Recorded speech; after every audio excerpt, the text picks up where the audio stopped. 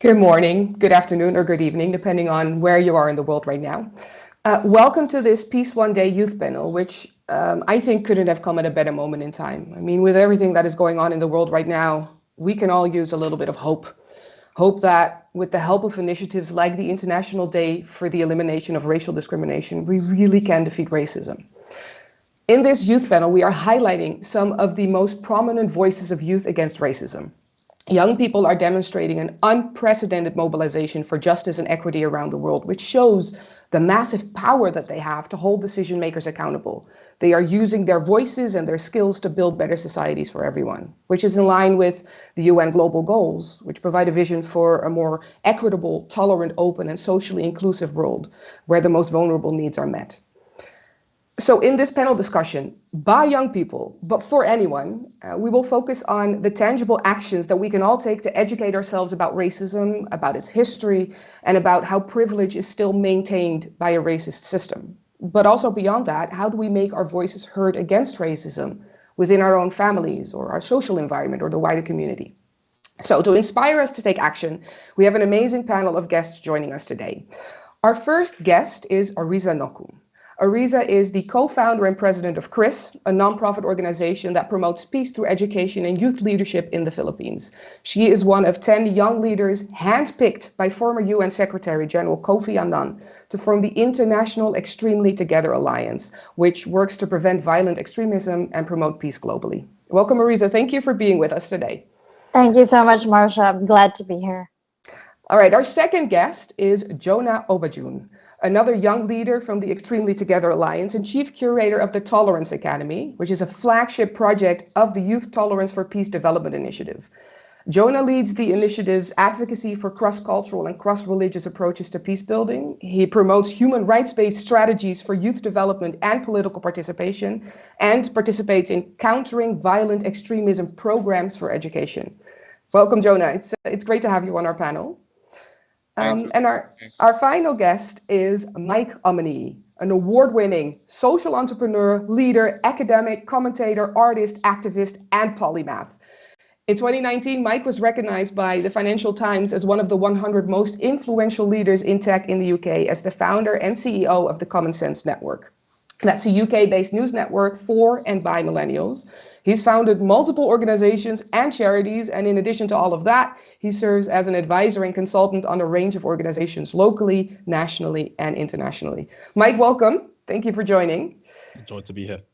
All right, so let's kick things off with, well, just a couple of harrowing statistics, if I'm honest.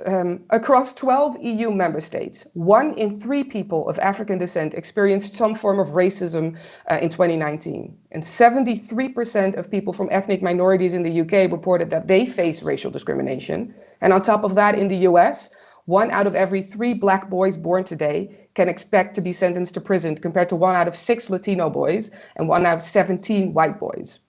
So I do a lot of work on diversity and inclusion with organizations, and I'm firmly convinced of the fact that on an individual level, the majority of people, thankfully, are not racist. But these statistics, they obviously show that when it comes to the experiences of underrepresented groups, there is still deeply rooted racism in our societies and systems. So Mike, let's start with you. Can you explain what it means to be anti-racist and not just non-racist? Yeah, I love that question because it helps to kind of give a distinction between the both. I think people think they're often the same thing. I'm going to parrot, if you like, a health advice that was given when COVID first started. We were told to assume we had COVID and then just act in accordance with that. And I think with racism, because we all live in a system, none of us are an island, and so the system sometimes kind of grows us up with this idea of preferential treatment. Some people think they're inherently better than others, and so if we all assume that we start off as racist, it really is then incumbent on us to do the work to really become anti-racist. So it's not enough to just go, oh, that's not me. All the stuff that people do, that's not me. I'm different. And so when we talk about anti-racist, for me, it's about circumnavigating the traps, if you like, of thinking of ending racism or stopping racism or restricting it as a kind of one-time action, And instead, it's about long-term commitment to applying pressure to the system, to reimagining new systems, to really fighting to ensure that equality and equity are kind of central to any systems we have.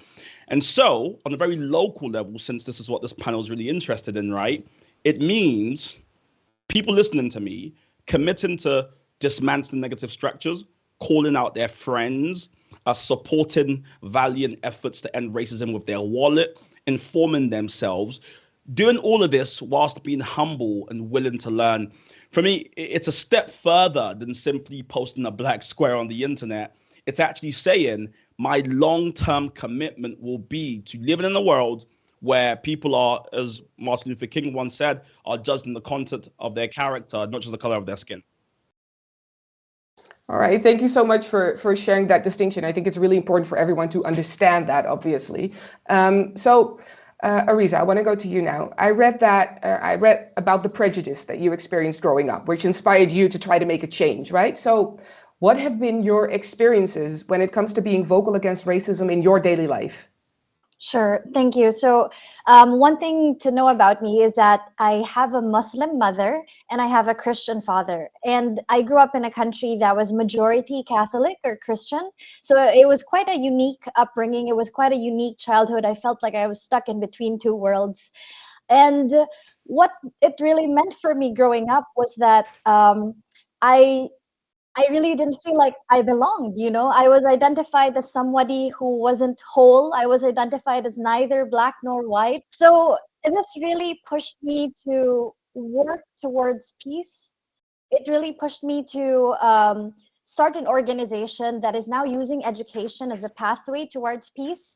So we've been working on this organization since 2008 by building libraries that bring young people from diverse backgrounds together and using scholarships and other methods of education to really bring the right values to combat racism, to combat violence, to combat extremism in many ways here in the Philippines. Thank you, Ariza. I think it's important to acknowledge that intersectionality that can be a huge factor in people's lives. So thank you for sharing that.